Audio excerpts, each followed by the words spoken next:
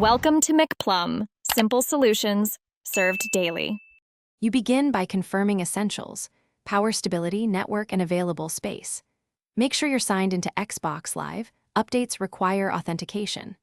Once done, free at least 5 GB by uninstalling large apps or moving games to an external drive, then perform a full power cycle.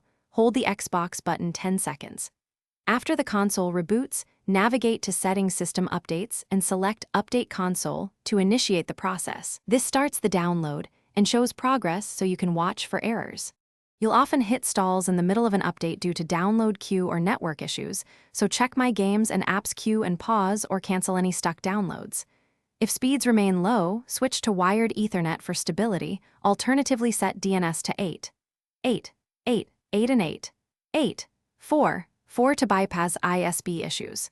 Make sure Cloud Sync is healthy. If sync conflicts show, clear local saved games, they'll resync. These steps resolve most mid-update hangs and let the update continue cleanly.